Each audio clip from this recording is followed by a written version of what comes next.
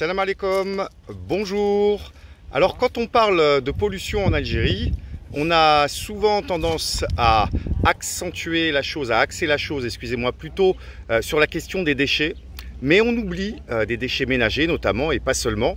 Mais on oublie aussi de parler d'une autre forme de pollution qui peut s'avérer très préoccupante sur le long terme. Et quand je vous montre en fait cette fleur qui est assez mignonne, ma foi, d'apparence, eh bien il faut quand même prendre conscience que c'est un véritable envahisseur ici que je tiens entre mes doigts, et un envahisseur qui peut vraiment, eh bien, à long terme, si sa prolifération dans le territoire n'est pas endiguée ou maîtrisée, il peut vraiment causer de graves problèmes pour l'agriculture notamment, mais aussi pour les jardiniers. Alors, j'ai ici avec moi mon ami Fethi de l'association Bel Horizon qui va nous parler un petit peu de cette fleur, déjà qui va nous donner son nom, et puis on va voir un petit peu en quoi elle s'avère assez dangereuse pour la biodiversité et l'équilibre de nos écosystèmes. Alors, Fethi, je t'écoute. Bonjour Karim, cette plante, on l'appelle Solanum elaginifolium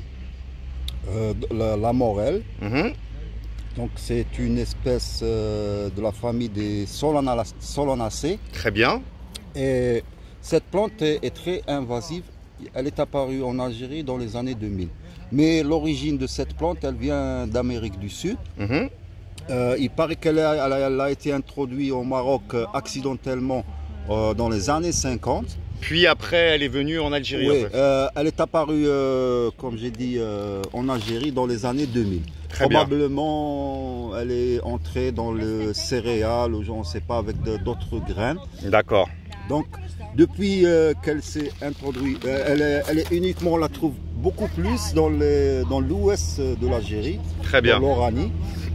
Mais apparemment, elle a tendance à progresser, à avancer en fait, ou pour l'instant elle est vraiment centrée que sur l'ouest.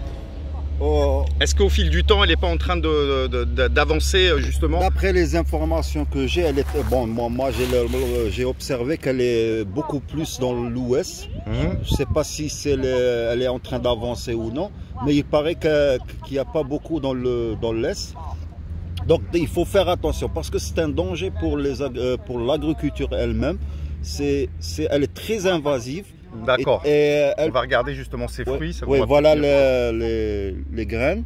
Donc c'est des fruits qui contiennent des graines à l'intérieur. Un seul fruit peut s'aimer une grande surface et une grande quantité de solanacées.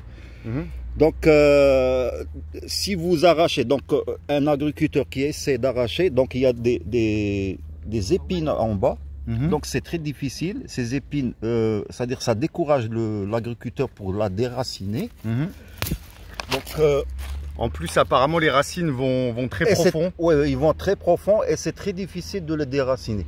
Donc, dès que tu l'enlèves, un agriculteur il est en train de nettoyer sa parcelle de terre et tu arroses de l'eau.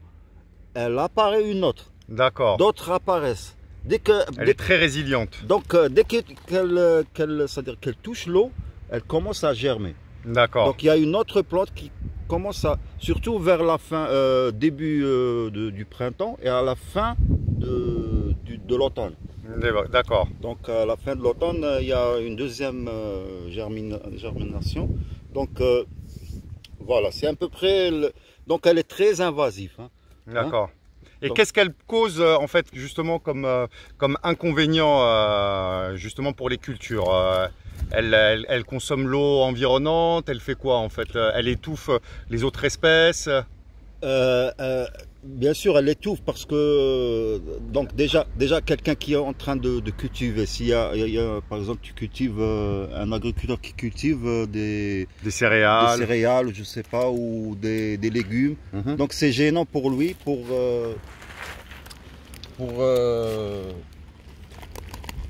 c'est-à-dire pour l'entretien de D'accord, sa l'entretien. parcelle, voilà. Et les graines. Les graines, voilà, on a vu. Donc, en fait, là, ça fait à peu près 20 ans qu'elle s'est installée sur le territoire algérien. Oui. Pour l'instant, c'est concentré dans l'ouest. Les agriculteurs, déjà, de la région de l'ouest, ils se plaignent déjà ils ont conscience, ils s'en plaignent. Comment ça se passe alors? généralement, les agriculteurs, c'est-à-dire quand on fait le labour, elle disparaît. D'accord. Quand on fait le labour. Ok. Mais donc, dès qu'on on commence à travailler dans la culture et on arrose, elle réapparaît de nouveau. D'accord. Surtout dans les périodes de printemps et fin d'automne. D'accord. Donc en hiver, on la trouve pas beaucoup. C'est-à-dire, il y a c'est-à-dire on la trouve que dans les périodes de chaleur. D'accord. Voilà. Mais est-ce qu'elle a une incidence sur la productivité en fait ou alors c'est plutôt une plante qui va surtout gêner le jardinier plus que l'agriculteur? Elle gêne le jardinier et l'agriculteur. D'accord. C'est le seul inconvénient qui... D'accord, mais elle le gêne comment, Thaler, justement? Est-ce que tu... Elle va faire un effet de compétitivité tout simplement avec les autres plantes intéressantes. C'est une histoire de compétitivité. Et puis on ne sait pas, comme c'est nouveau, on ne sait pas. Même son mode de dissémination, on ne sait pas comment elle est arrivée en Algérie, soit...